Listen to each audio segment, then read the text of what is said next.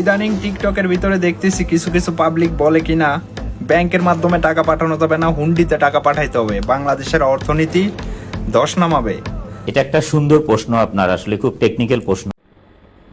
বাংলাদেশের অর্থনীতিতে কিভাবে ধস নামাইব? তোর মা আছে না মমতাজ, তোর মারে পাঠাইতে বাহিরে 2-3টা টিকিট মারিয়া দে, তাইলে তো সবকিছু ওকে হয়ে যাবো। আমারে মাফ করে দেন হুজুর, আমার ভুল হয়ে গেছে। তো সেই সব যারা সন্তানদের আমি কিছু বলতে চাই, কারণ হচ্ছে আমি হালাল ভাবে টাকা ইনকাম করছি, আমি হারাম ভাবে পাঠাই আমার মা বাবারে খাওয়াবো। Oh my god. আরে গরিবের বাচ্চা, যার সন্তান প্রবাসীরা না, যার সন্তান তোরা লিগ যারা আছো, তোরা যার সন্তান, এগুলা মানুষ ভালো করে জানে। যখন তোরা মারা যাস তখন ওই কমেন্ট গুলা পড়, দেখ ওখানে যার সন্তান কারা, মানুষ কাদেরকে যার সন্তান বলে, ভালো করে চোখ খুলে তারপর তাকাই তাকাই দেখ, ফকির ছেলে। সঠিক বলেছেন। এই গরিবের বাচ্চারা, হুন্ডিতে টাকা পাঠাইলে সেই টাকা কি আমার হালাল থাকবে? আমার হালাল টাকা আমি হারাম ভাবে দেশে পাঠাই, সেই টাকা আমার মা বাবারে হারাম খাওয়াবো। কথা কি ক্লিয়ার না ভেজাল আছে? আরে গরিবের বাচ্চা গরিব, হুন্ডিতে টাকা পাঠাইলে জায়েজ নাই, ব্যাংকে টাকা পাঠান চোদাইব। সুদানির ছেলে, বাংলাদেশের গরিব মানুষের টাকা মাইরা যে বাইরে পাচার করন চোদা, খানকি মাগির পোলারা, এগুলা জায়েজ আছে না? জানোয়ারের বাচ্চা। কি সাক্ষ্য প্রমাণ আছে তোমার কাছে?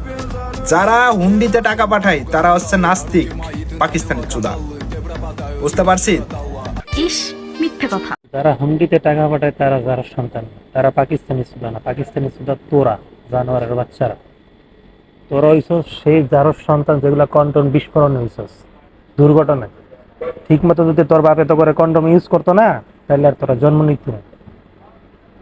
আপনি 10-এ 10 পাইছেন। আর যারা ব্যাংকের মাধ্যমে পাঠায়, হালাল টাকা ইনকাম করে হালাল ভাবে পাঠায়, মা বাবারে হালাল খাওয়ায়। আর যারা হুন্ডিতে পাঠায় তারা হচ্ছে পাকিস্তানি জারস সন্তান।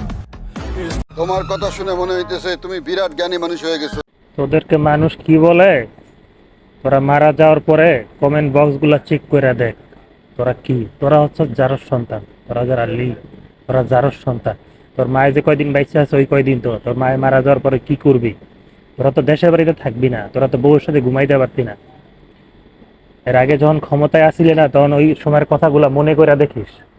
তোর বাপের জিগাইস যে তোর বাপে তোর মার লাগে ঠিক মতো ঘুমাইতে পারতো নাকি। আমার তো মনে হয় তোর বাপের জন্য তুই হস নাই, তোর মায়ের ওই ফাঁকে অন্য কেউ ওই কাম করে দিয়ে গেছে গা, এই জন্য তুই তোর মতন এই লিগ জন্ম নিয়েছে।